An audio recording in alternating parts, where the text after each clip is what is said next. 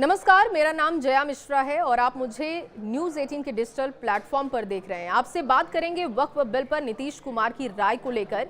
ये बिल कल लोकसभा में पेश किया जाना है। संसद में जहां इस बिल पर चर्चा होगी तो वहीं दूसरी तरफ लगातार इसका विरोध भी देखा जा रहा है। अब जानकारी ये आ रही है कि इस बिल पर नीतीश कुमार ने केंद्र सरकार को कुछ सुझाव दिए थे और जिसे सरकार ने मान भी लिया है। कहा यह जा रहा है कि जिन बातों पर मुसलमान संगठनों को सबसे ज्यादा आपत्ति थी, नीतीश की राय के बाद सरकार ने उसमें बदलाव कर दिया है।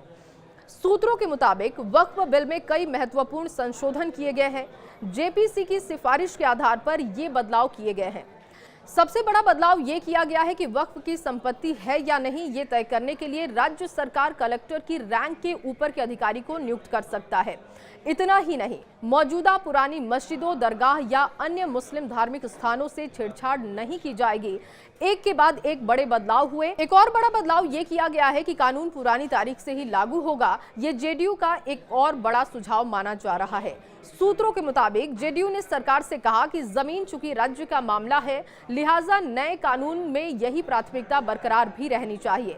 जेडीयू का दूसरा बड़ा सुझाव ये था कि नया कानून प्रभावशाली लागू होना चाहिए, बशर्ते वक्फ संपत्ति पंजीकृत हो। मतलब जो वक्फ संपत्तियां रजिस्टर्ड हैं उन पर इसका असर नहीं होगा, लेकिन कोई विवादित या सरकारी संपत्ति जो रजिस्टर्ड नहीं है उसके भविष्य का फैसला वक्फ बिल में तय मानकों के हिसाब से ही होगा।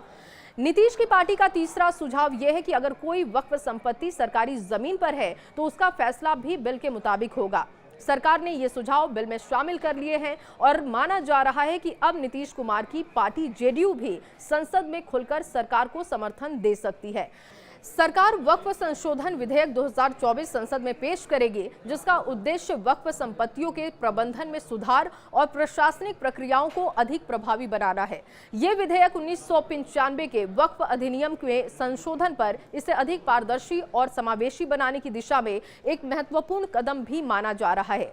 सरकार का कहना है कि ये विधेयक वक्फ संपत्तियों के बेहतर और विकसित बनाए रखने की परंपरा होगी और इस बिल में पारदर्शिता और जवाबदेही को प्राथमिकता दी गई है ताकि वक्फ संपत्तियों का उपयोग समुदाय के हित में और अधिक प्रभावशाली ढंग से किया जा सके। जहां सरकार इस बिल को मुस्लिम समुदाय के हित में बता रही है तो दूसरी तरफ विरोध भी आप लगातार देख रहे हैं। 2 अप्रैल का दिन इस बिल के लिहाज से बहुत अहम दिन होने वाला है, जिस पर सबकी निगाहें भी हैं। सरकार के इस कदम पर आपकी राय क्या है, कमेंट करके हमें जरूर बताएं।